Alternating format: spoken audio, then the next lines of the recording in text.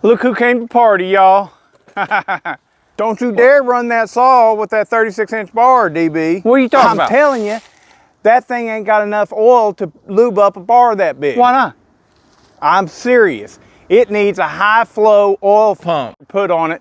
These things from the factory barely even are capable of feeding a 20-inch bar, let alone a 36. All bullshit. I'll put you on a high flow oil pump from a Stihl MS400. That way you'll be able to feed the bigger bar. Well, all right, fine. If you want to upgrade my saw, you go right ahead. All right, give it to me. Can I run the 441?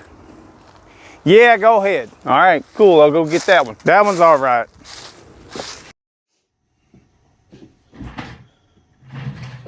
All right, so let's get down dirty here and fix this Stihl.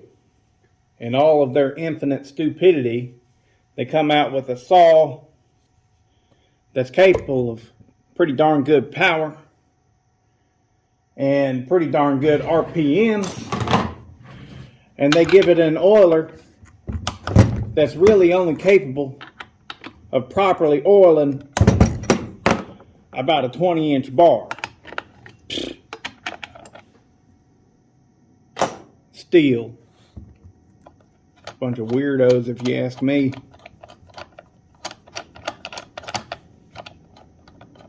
But we'll fix it, because that's what we do.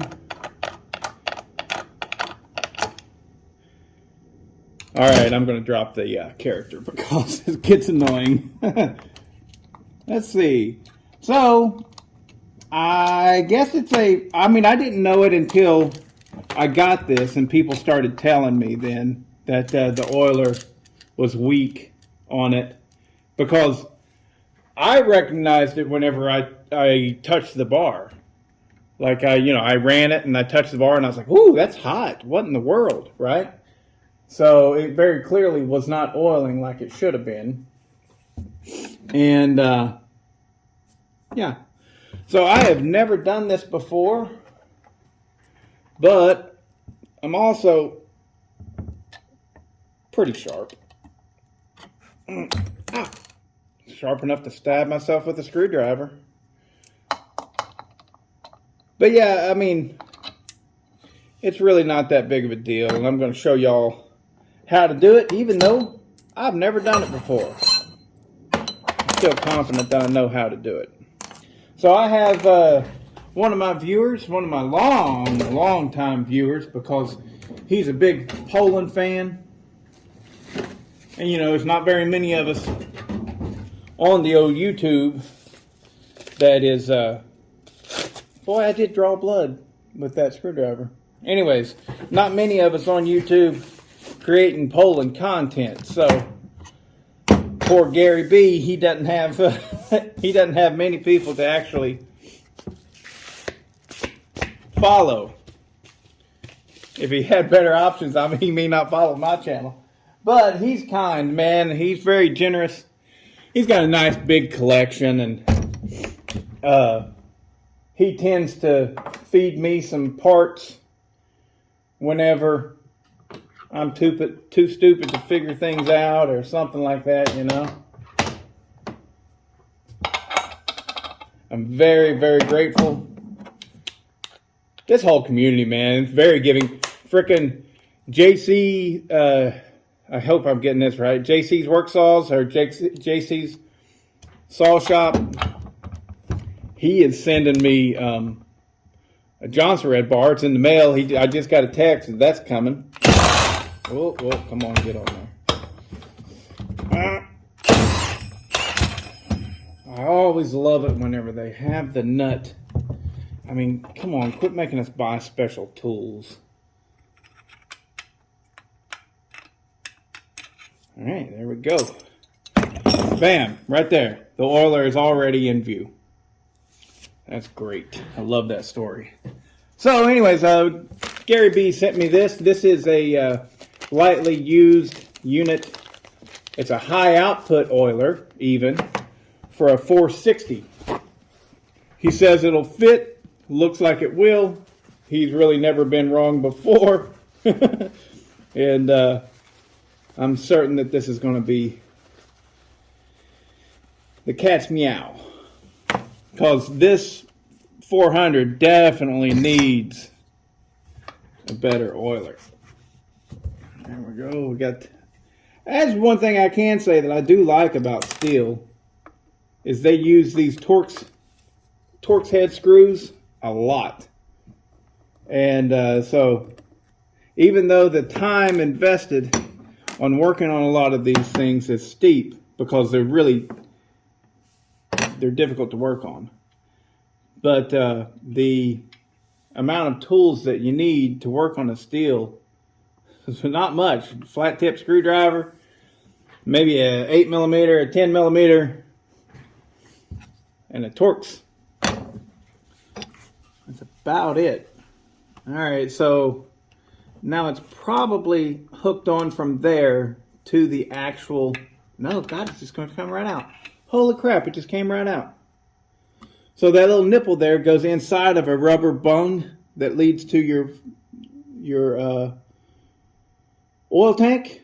Bada bing, bada boom. Just put it right in there.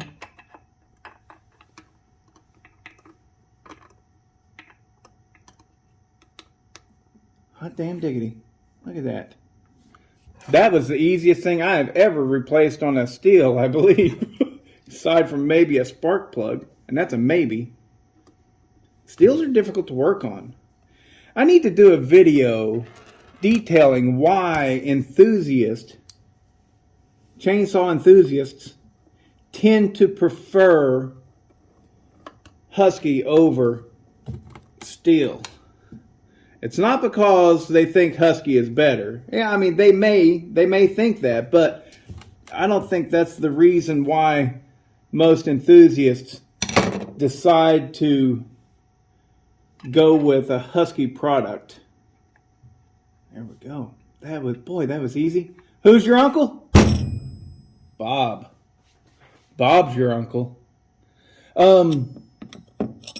Yeah, I don't think the reason why most enthusiasts go for Husqvarna or Johnson Red or Dolmar or anything, right? I think the reason that they go for those brands instead of Stihl has nothing to do with quality, and it has everything to do with cost of purchasing. Oh, come on. There we go. Now I got some slack. I take up slack, guys, before I spin this on, because it's going to catch the starter, and you want the starter to be able to give. And there we go. I get it. I let it pop off real easy and everything. I don't try and beat it on there, and I make sure I have slack on the pull cord. That way, whenever it does engage the recoil starter, it hits it, it's got a little bit of shock absorption right there.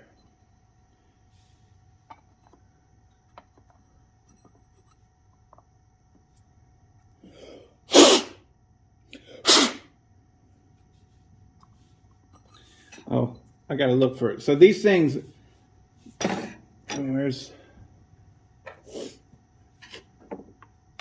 you probably cannot see it, but you saw it earlier when I was spinning that wire around. That wire spins around by this little nub that's right here in your clutch drum. Can you see that? And so you got to make sure whenever you're putting this clutch drum on, put the bearing on there, Bodie.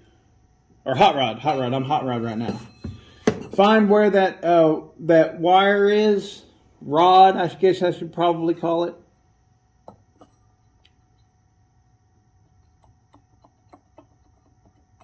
There it is. All right, make sure that little wire rod is going into that slot on your clutch drum. Okay? The point of that is to whenever the clutch spins, it actually is engaging your oiler. So with this setup, most old saws, your oiler was driven off of your crankshaft. So if that saw was running and in operation, it was oiling, right? But the newer saws they tend to, or I should say even the better saws, they tend to spin the oiler with the clutch. That way you're only oiling that bar whenever you need to be. So there we have it. We're going to go ahead and throw the 36-inch bar on this thing and get it out to douchebag DB Fresh so that he can see what this guy will do with a 36-inch bar in big oak. It'll do better than the 620, I'm certain. Or I'm sorry, the 590. I'm certain it will. It'll do, I think it will. Anyways, but this thing still does not even have an entire tank on it. And, you know, it's not broken in. So, but, you know, I mean, I have it. I have the big chunk of wood. I've been making the video series. Am I going to wait until 3 months from now to make sure that this thing has, I don't know, 7 or 8 tanks ran through it? No. No. All right, so while I'm doing this video, so we're done here. I'm going to slap the 36-inch bar on there and bring it out to DB Fresh. But before I do that, might as well go ahead and work on another Stihl in this here video.